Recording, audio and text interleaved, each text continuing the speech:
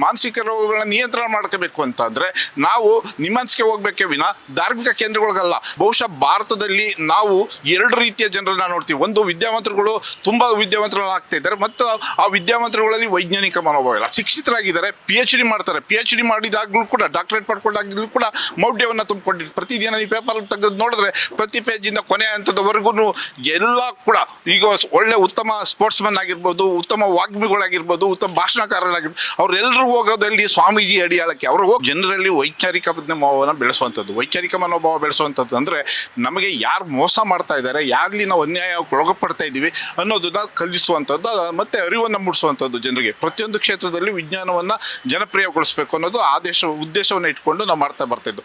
ಕರ್ನಾಟಕದಲ್ಲಿ ಮತ್ತು ರಾಷ್ಟ್ರದಲ್ಲಿ ವಿಜ್ಞಾನ ಸಂಸ್ಥೆಗಳು ಇವತ್ತು ನಶಿಸಿ ಹೋಗ್ತಾ ಇದ್ದಾವೆ. ಆ ಸ್ಥಳದಲ್ಲಿ ಧಾರ್ಮಿಕ ನಂಬಿಕೆಗಳು ಜನರಲ್ಲಿ ತುಂಬ ಅತಿ ಹೆಚ್ಚು ಅನ್ನೋ ಮಟ್ಟದಲ್ಲಿ ಬೆಳೀತಾ ಇದೆ. ಇದನ್ನು ನಾವು ಹೇಗೆ ನಿರ್ಮೂಲನೆ ಮಾಡಬೇಕು ಅನ್ನೋದ್ರ ಬಗ್ಗೆನೇ ನಾವು ಚಿಂತನೆ ಮಾಡ್ತಾ ಇದ್ದೀವಿ. ಬಹುಶಃ ಇದು ಭಾರತದಲ್ಲಿ ಪ್ರಥಮದಿಂದಲೂ ಬರ್ತಲೇ ಇದೆ. ವೈಜ್ಞಾನಿಕ ಮನೋಭಾವವನ್ನು ಬೆಳೆಸಬೇಕು ಅನ್ನೋ ನಿಟ್ಟಿನಲ್ಲಿ ವಿಜ್ಞಾನ ಸಂಸ್ಥೆಗಳನ್ನ ಹುಟ್ಟಾಕಿದಂಥವ್ರು, ನಮ್ಮಲ್ಲಿ ತುಂಬ ಪ್ರಬಲವಾದಂತಹ ಯೋಜನೆಗಳನ್ನ ರೂಪಿಸ್ಕೊಂಡಂಥವ್ರು. ಬಹುಶಃ ಭಾರತದಲ್ಲಿ ನಾವು ಎರಡು ರೀತಿಯ ಜನರನ್ನ ನೋಡ್ತೀವಿ. ಒಂದು ವಿದ್ಯಾವಂತರುಗಳು ತುಂಬ ವಿದ್ಯಾವಂತರಾಗ್ತಾ ಇದ್ದಾರೆ, ಮತ್ತು ಆ ವಿದ್ಯಾವಂತರುಗಳಲ್ಲಿ ವೈಜ್ಞಾನಿಕ ಮನೋಭಾವ ಇಲ್ಲ. ಶಿಕ್ಷಿತರಾಗಿದ್ದಾರೆ, PhD ಮಾಡ್ತಾರೆ, PhD ಮಾಡಿದಾಗಲೂ ಕೂಡ, ಡಾಕ್ಟರೇಟ್ ಪಡ್ಕೊಂಡಾಗಲೂ ಕೂಡ ಮೌಢ್ಯವನ್ನು ತುಂಬಿಕೊಂಡಿರ್ತಾರೆ. ನಾನು ಹಣ ಗಳಿಸಬೇಕು ಅನ್ನೋ ಒಂದು ವ್ಯಾಮೋಹ ಇರ್ತದೆ, ಮತ್ತು ನನಗೆ ಅಧಿಕಾರದ ಆಮೋಹಗಳು ಇರ್ತವೆ. ಇವೆಲ್ಲವನ್ನು ಹೋಗಲಾಡಿಸ್ಬೇಕು ಅನ್ನೋ ದಿಶೆಯಲ್ಲಿ ನಾವು ಬಲಿಯಾಗ್ತಾ ಇದ್ದೀವಿ. ಇತ್ತೀಚೆಗೆ ನೀವು ನೋಡ್ತಾ ಇರಬೇಕು ಸ್ವಾಮೀಜಿಗಳು ಅತ್ಯಾಚಾರಗಳು. ಸ್ವಾಮೀಜಿಗಳು ಎಷ್ಟು ಅತ್ಯಾಚಾರ ಮಾಡ್ತಾ ಇದ್ದಾರೆ, ಯಾಕೆ ಅತ್ಯಾಚಾರ ಮಾಡ್ತಾ ಇದ್ದಾರೆ, ಅದರಲ್ಲಿ ಇರ್ತಕ್ಕಂಥ ಕಾರಣಗಳೇನು, ಅದನ್ನು ಹುಡುಕುವಂಥ ನಿಟ್ಟಿನಲ್ಲಿ ನಾವು ವಿಫಲವಾಗಿದ್ದೀವಿ. ಇವತ್ತು ಬಹುಶಃ ನಮ್ಮಲ್ಲಿ ಮಾನಸಿಕ ರೋಗಗಳು ಜಾಸ್ತಿ ಆಗ್ತವೆ. ಮಾನಸಿಕ ರೋಗಗಳನ್ನ ನಿಯಂತ್ರಣ ಮಾಡ್ಕೋಬೇಕು ಅಂತ ಅಂದರೆ ನಾವು ನಿಮ್ಮನ್ಸ್ಗೆ ಹೋಗ್ಬೇಕೇ ವಿನ ಧಾರ್ಮಿಕ ಕೇಂದ್ರಗಳಿಗಲ್ಲ. ಧಾರ್ಮಿಕ ಕೇಂದ್ರಗಳಿಗೆ ನಾವು ಏನಾಗುತ್ತೆ, ಅಲ್ಲಿಯ ಧಾರ್ಮಿಕ ವಾದಿಗಳು ಪ್ರಭಾವಿತರಾಗಿ ಅವರು ನಮ್ಮ ಮೇಲೆ ಶೋಷಣೆ ಮಾಡ್ತಾ ಇದ್ದಾರೆ. ಇವತ್ತು ದೇಶದಲ್ಲಿ ಯಾವ ಮಠ ಮಂದಿರಗಳಿಗೆ ಹೋಗ್ತಾ ಇರ್ರಿ, ನಿಮ್ಗೆ ಎಲ್ಲ ಕಡೆ ಸಿಗುವಂಥದ್ದು ಶೋಷಣೆ. ಆ ಶೋಷಣೆಗೆ ಇವತ್ತು ಬಲಿಯಾಗಿರ್ತಕ್ಕಂಥ ನೋಡಿದ್ರೆ, ಇವತ್ತು ಒಂದು ಸಾಫ್ಟ್ವೇರ್ ಇಂಜಿನಿಯರ್ ಅವಳು 40 ಲಕ್ಷಕ್ಕೆ ಮೋಸವಾಗಿರ್ತಕ್ಕಂಥದ್ದು ಯಾರಿಗೆ? ಒಬ್ಬ ಸ್ವಾಮೀಜಿಗೆ. ಆ ಸ್ವಾಮೀಜಿ ಏನು ಮಾಡಿದ್ದಾರೆ, ನಿನಗೆ ಲೈಂಗಿಕವಾದಂಥ ಲೈಂಗಿಕ ಒಂದು ಶಿಕ್ಷಣನೇ ಕೊಡಬೇಕಾಗಿತ್ತು, ಅದು ಕೊಡದೆ ಅವಳಿಗೆ ನಿನಗೆ ಲೈಂಗಿಕವಾಗಿ ನಾವು ತೃಪ್ತಿಪಡಿಸುವಂಥ ಪಡಿಸಲಿಕ್ಕೆ ಬೇಕಾದಂಥ ಉಪಯುಕ್ತವಾದಂಥ ಮಾಹಿತಿಗಳನ್ನ ನಾನು ಕೊಡ್ತೀನಿ ಬಾ ಅಂತ ಕರೆದು ಅವಳಿಂದ 40 ಲಕ್ಷ ರೂಪಾಯಿನ ವಂಚಿಸಿದ್ದಾನೆ. ಇದು ಯಾವ ರೀತಿಯ ಒಂದು ತಡೆದುಕೊಳ್ಳೋದಕ್ಕೆ ಸಾಧ್ಯ ಇದೆ? ಒಬ್ಬ ಸಾಮಾನ್ಯ ವ್ಯಕ್ತಿಗಳನ್ನ ಹೇಗೆ ಮೋಸ ಹೋಗ್ತಾರೆ ಅನ್ನೋದ್ರ ಬಗ್ಗೆ ನಾವು ಅರಿವನ್ನು ಮೂಡಿಸಬೇಕಾಗಿದೆ. ಈ ಅರಿವನ್ನು ಮೂಡಿಸೋದ್ರಲ್ಲಿ ವಿಫಲರಾಗ್ತಾ ಇದ್ದೀವಿ. ಇವತ್ತು ಎಲ್ಲೇ ಹೋದ್ರೂ ಮೌಢ್ಯದ ಬಗ್ಗೆನೇ ನಾವು ಜಾಸ್ತಿ ಕೇಳ್ತಾ ಇದ್ದೀವಿ ವಿನ ವೈಚಾರಿಕ ಪ್ರಜ್ಞೆಯನ್ನು ಬೆಳೆಸೋದ್ರಲ್ಲಿ ವಿಫಲರಾಗಿದ್ದೀವಿ. ಬಹುಶಃ ನಾವು ಇದೇ ರೀತಿ ಮುಂದುವರೆದಿದ್ರೆ ದೇಶದ ಪರಿಸ್ಥಿತಿ ಏನಾಗ್ಬೋದು?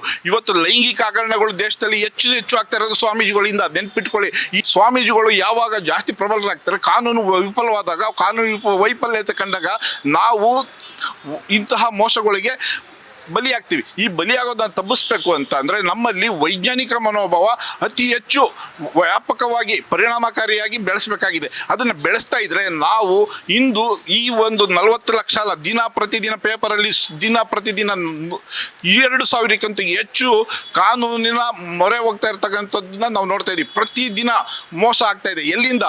ಆಧುನಿಕ ಟೆಕ್ನಾಲಜಿಯಿಂದಲೇ ಆಗ್ತಾ ಇರ್ತಕ್ಕಂಥದ್ದು.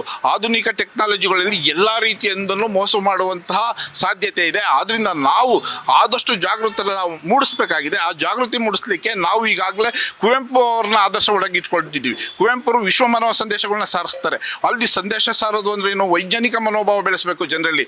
ಗುಡಿ ಗೋಪುರ ಮಸೀದಿಗಳು ಬಿಟ್ಟು ಹೊರಬನ್ನಿ ಅಂತ ಹೇಳ್ತಾರೆ. ಯಾಕೆ ಹೊರ ಬರಬೇಕು ಅಂದರೆ ಇಂಥ ಮೋಸಗಳು ನಡೀತವೆ, ಇಲ್ಲಿ ಅತ್ಯಾಚಾರಗಳು ನಡೀತವೆ, ದಗಾಕೋರರು ಎಲ್ಲ ಇರೋದು ಮಠಗಳಲ್ಲೇ.